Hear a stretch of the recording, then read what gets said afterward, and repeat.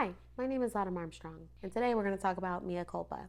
It's the new Tyler Perry movie. So people do not love it. I kind of like it. I kind of liked it, I'm not going to lie. So let's talk about it. There's going to be lots of spoilers ahead, just so you know. I think it's important to know that Mea Culpa is a real phrase, and it means it's my fault or I'm sorry. Did they know that when they wrote this movie? I don't think so, but whatever. Mea Culpa is starring Kelly Rowland as Mea. She's a badass lawyer, lawyering about town, man, wearing cool ass outfits and stuff. She looks like a black Barbie. She's beautiful. It's also starring Trevante Rhodes as Zaire. He is an artist and he is being accused of murdering his girlfriend. Chaos ensues. What? We start with Mea and her husband Cal in couples therapy. They're talking to their therapist. Cal is getting texts from his mom a lot, and he's like, I gotta go. So he leaves in the middle of therapy, and Mia's like, no, I'm gonna stay and give exposition. So she talks to the therapist, and she lets her know Cal had cheated on her in the past. How? It's Kelly Rowland. Anyways, he also is just weirdly close to his mom. His family is strange. She's given us a lot of information. Thank you for that, Kelly. Mea leaves therapy and goes to her mother-in-law's birthday dinner. That's where Cal was going to. So when she shows up to the restaurant, I'm thinking it's her boss. His name is Matty. I'm not sure who this gentleman is, but he has the most offensive Italian accent I've ever heard in my life. I've met real Italians. I don't know if they sound like that in real life. Couldn't you have toned it down? I don't know. Anyways, Maddie is trying to tell her that Zaire is in the restaurant and he's trying to introduce the two of them because he wants her to represent him in his murder trial. And she's like, nah, son, I'm here on family duty. I'm here on a birthday dinner from my mother-in-law, so gotta dip out. So she goes to the birthday dinner, which I would just like to say, I don't like Cal. I don't like his family from the jump. We never get a reason to like these people. They are not likable whatsoever. And I have a sneaking suspicion Tyler Perry does not like light-skinned people because he portrays them so badly. And also, their mother, awful. She's so in Cal and his brother Ray's life, like just in it, get out. The fact that she's white and has half black sons, that never really comes up actually, but the weird seething hate that's going on, wasn't a fan. Could be because I have a white mother and a black father. My parents are great. Can't relate to these shenanigans. I don't know, Tyler Perry. What do you have against us? Especially light-skinned men. He doesn't like light-skinned men or light-skinned women. He's made them crackheads in his movies. Does he like black people in general? He does a lot of, I guess everybody's free game. Anyways, so back to this awful dinner for this terrible mother. For some reason, Cal's side chick is at the birthday dinner because the mom invited her, and there's also a seating arrangement. So Cal is sitting right next to his side chick, and for some reason, Mea is way down on the end of the table. How is this okay? The amount of gaslighting that goes on in this movie is infuriating. We also find out not only has Cal cheated on Mea, not only does he have the weirdest, worst family of all time, he also lost his job as an anesthesiologist because he was doing drugs and then he had to go to rehab. Why are you still here, Kelly Rowland? You're beautiful. You could do better. You're a lawyer, world-renowned singer. You could do so much better than this terrible light-skinned man. Oh my God. Cal, for some reason, bought his mom a very expensive watch for her birthday. Mind you, remember, he doesn't have a job and Kelly Rowland is funding both of their lives right now. So for him to buy a very expensive gift for his mother that nobody likes, nobody likes this woman, and you use so much money of mine to get her a gift, I'd punch him in the throat. But this is probably why I don't have a husband. Anyways, they're waiting for the cars. And the brother-in-law, Ray, who I also hate immediately. He is not likable. But anyways, he's like, oh, that stupid Zaire guy was here. You should buy a painting of his or whatever. Ha, I bought a painting. You should buy it off me. Ha, ha, ha. Just being really weird and unlikable. Just go somewhere, Ray. Nobody likes you. The mom tries to get Cal to hug the side chick. What is this family. They're on their way home. Kelly Rowland and Cal, they're just in the car and having an argument, and Cal is gaslighting her some more. Kelly Rowland, you are smart. How are you in this? I hate this for you. She also finds out, how did you get the money for this watch that you bought for your mom? Hold on to your hats, ladies and gentlemen. He sold her piano. Murder. I would murder. I would murder you. So you sold my piano so you could get your mama that I don't like a watch for her raggedy ass birthday? I ain't happy that she made it to see another year. This is ridiculous. He's like, oh, but my mom has cancer. Like, that makes any of this okay. The next day, Mea goes to work and Zaire is there waiting for her. He wants her to represent him for his murder trial because he's accused of murdering his girlfriend Heidi, which again, interesting name for a girl that's supposed to be from Mexico, but whatever. Thing is, there's no body. There's just a ton of blood. Like a lot. He also mentions that the DA hates him. Who's the DA? Oh, it's Ray. We all hate Ray. Ray is not a good guy. You could just feel it in your bones. But to be honest with you, Zaire doesn't seem like a great guy either. He's just very confident and schmarmy and schmooze and fine. And then he tells Kelly Rowland to give her his phone and he puts his number, he's like, unlock it, and he puts his number in it. I don't know if I like it or if it's too much. I don't know. Kelly didn't really like it too much. He's like, I'll think about it because this was a lot. The next day, she goes to the gym with her sister-in-law, Charlize. And Charlize is like, yo, you should represent him. And Kelly Rowland is like, why though? Why should I represent him? He seems like a creep and a half. They go outside the gym and Charlize immediately wants to get ice cream. No judgments, girl. Same. This is the most relatable thing in this whole movie. Are you kidding me? Can we be friends, Charlize? And then they see this gallery across the street and there is chaos. There is a full-on protest going on. I don't know. Who knows what they're saying, but they're yelling. They're mad. So Cal is pissed. He's pissed for unknown reasons. And Mia's like, well, what do you want me to do? I need to take the job. And he's like, no, don't take the job. Don't do it. Okay, well, if I don't take the job, we're not going to be able to pay the bills. So pick a bill. Tell me which one we're not going to pay. Not pay one of your mom's mysterious medical bills. Because for some reason, she doesn't have insurance. I don't understand that. This rich family not have insurance. Like, they keep acting like they have broke people problems. I don't see it though. It's giving well off. It's giving established. It's not giving we got to scrap together. You also sold a piano for a expensive watch for your mom's birthday. I don't think I would ever buy my mom a nice watch. Why would she need to tell the time? Would she want a watch? Anyways, Mea calls Zaire and she's like, I'm gonna be your lawyer. The music in this movie slaps. I just have to say this. She's going into his loft for some reason. Why not meet at the office? This is highly inappropriate, and it's kind of your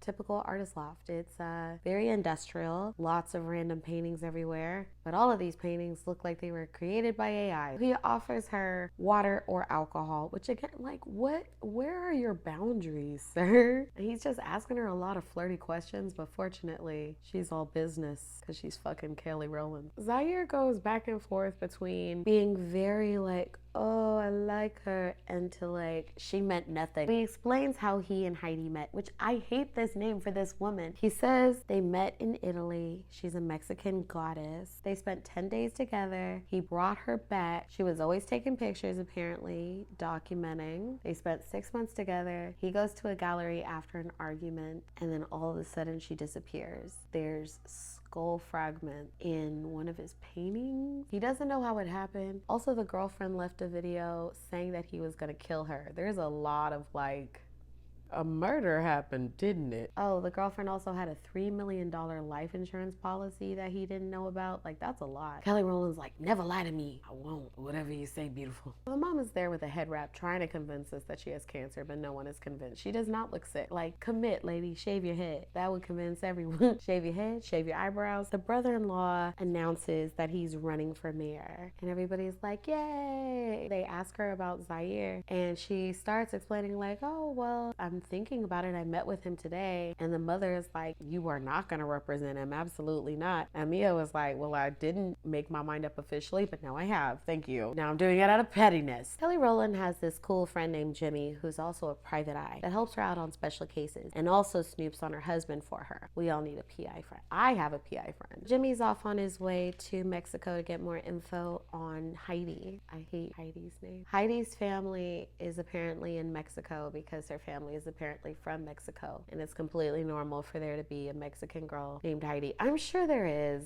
Mexican girls named Heidi. I just haven't met one. The brother-in-law and Mea meet with the judge because the brother-in-law is trying to get Mea thrown out as the lawyer, and the judge is like, you know what? I'm gonna allow this. I don't know. I like choose chaos always. Jimmy and Mea both have a meeting with Zaire, and they decide that they do not trust this man. He's like a sexual deviant, and he don't care. He's being accused of torturing this woman. He's like, nah, I give pleasure, not pain. Like, okay. Jimmy don't like it. Jimmy don't trust him. Jimmy's like, something's up here, and I don't know what it is, but I'm gonna figure it out. She goes up on the roof. He's there smoking marijuana. Oh my God. And Kelly is furious. She's like, you're out on bail. You're smoking drugs. You better put that out. You shouldn't even be going out outside. And if you are, you should be sad as hell. He's like, this is hell. She's my woman, and some other stuff. Not very genuine or convincing. He says he's not a womanizer, and then he womanizes the hell out of Kelly Rowland. He keeps trying to get in this woman's pants. Jimmy's in Mexico, and he cannot find any information on this girl. Like, nothing. They cannot find anything about this girl with that name or her family. Her husband was in the room while Mea is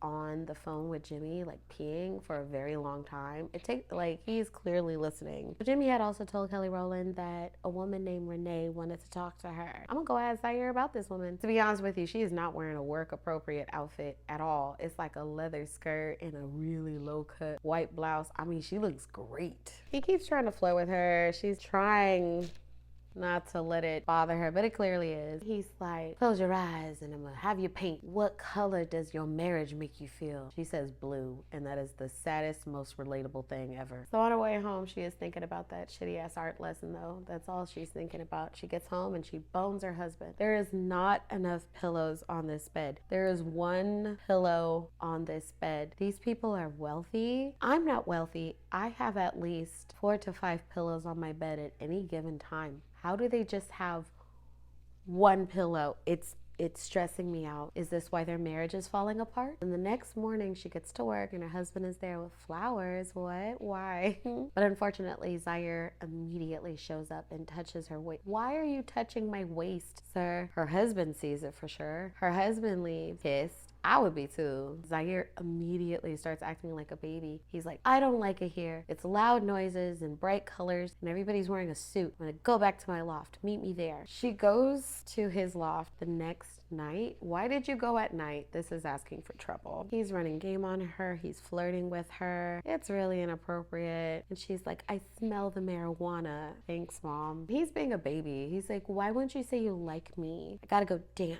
She follows him down into the parking lot of his apartment building, and there's like a secret passageway. There's all these red lights. No, Kelly Rowland, you should not go in here. But she follows him in there. It's a sex dungeon, doing the old horizontal tango. It's nasty. That's not a place for Kelly Rowland. And when she gets to her house, her husband is there playing video games with a side chick. Honey, it's Kelly Rowland. She goes back and she talks to Zaire. She's like, you can't seduce me. I'm your lawyer. There has to be boundaries. And he's like, why do you need boundaries? Because I'm your lawyer? This lady that lives down the hall walks up the steps naked and she's like, hey, I'm Carrie. And then Zaire is like, you don't have to introduce yourself. She was about to leave. He then proceeds to get some fun times in his pant area from Carrie while Kelly Rowland is still in the room, basically. This man is a psycho. She's trying to leave and he will not push the button. I would have murdered him. She goes to her car and she calls Jimmy and she's like, oh, Jimmy, I have so many things to tell you. And he's like, oh, is it about your husband and the girl? Apparently her husband is at some hotel. What Kelly Rowland decides to do is go back to Zaire's apartment where Carrie is currently actively having adult fun times with him. He pushes her off of him, then gets up and kisses Kelly Rowland on the mouth. He takes her on a motorcycle ride without helmets, by the way, and then they come back to his apartment and they have the most gratuitous, artsy sex scene I've ever seen in my whole life. It's fun to watch. So many logistical problems.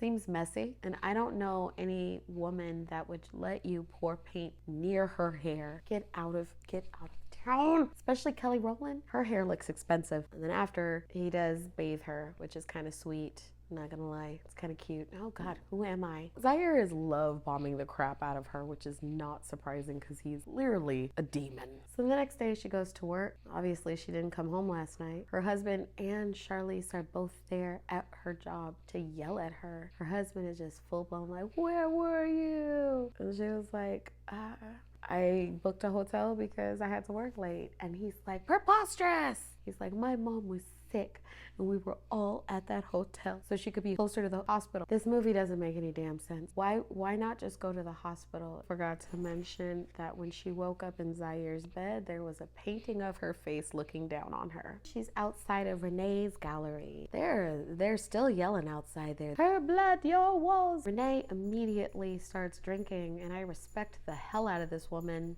from the jump. Renee then explains to Mea how Zaire did the exact same paint thing that he did with her. And then she tells her that there are layers and layers and layers. So she's at Zaire's house and he's painting and he's like, you know, I always knew you were the one. And she's just peeling back layer after layer after layer of paintings. And when I'm telling you, there's at least 10 layers of paintings that she peels back before she gets to the girl that got murdered. Try not to judge. And you painted them all? Mea's pissed and she's like, I quit. I can't represent you. She transfers him to another lawyer. She goes home. Her husband's family is there and they're being extremely strange per usual. They're like, it's time you confess to your husband. She's like, oh, is that what we're doing now? He confesses that he was in rehab and that he lost his job. Family immediately blames that on Mea somehow. Mea's like, well, I did sleep with Zaire. And they're like, preposterous! And they're just flipping tables. It's a lot, especially considering this man cheated on her.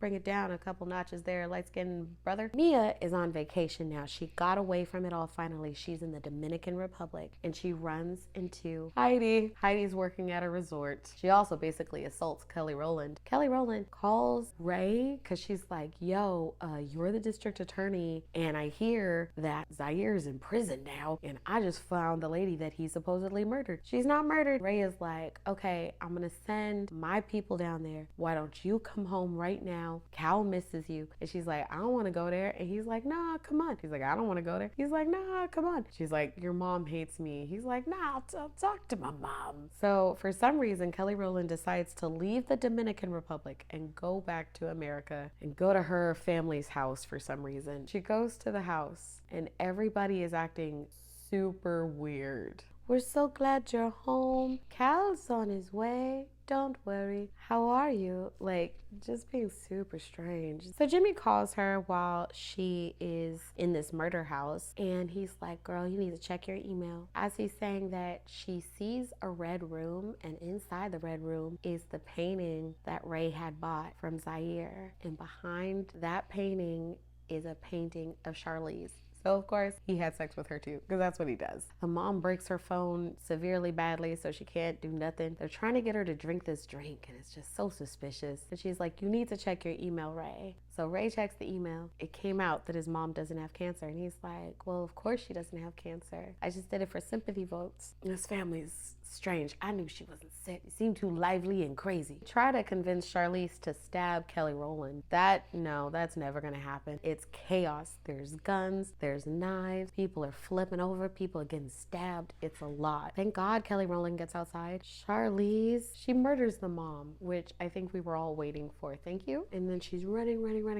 She's like, help me. She runs into Cal. Cal gets her in the car. He's like, what's going on, baby? She tries to tell him, like, they tried to murder me. He's like, I'm calling 911. 911 somehow calls him back And so she puts it on the Bluetooth on the radio, and immediately she hears Ray being like, yeah, bring her back here. She knows everything. He starts hitting Kelly Rowland. Oh my God. She like makes him swerve into a truck. He dies. That's over. Zaire gets out of prison and he's happy and he's like, you should call me sometime. It's like, you should call me. Please call me. And so she throws her phone away because that's a normal reaction. I don't know. This movie is wild. It's very dramatic. It's entertaining. I will give it that. Not my favorite Tyler Perry movie, but I would watch it again. But there's a lot of questions I still have and they may never be answered. And I don't want to figure it out that badly. So here we are. But if you want to figure it out, do it in the comments. Anyways, thanks for watching. If you have any suggestions on what I should be watching and reviewing, please leave it down in the comments.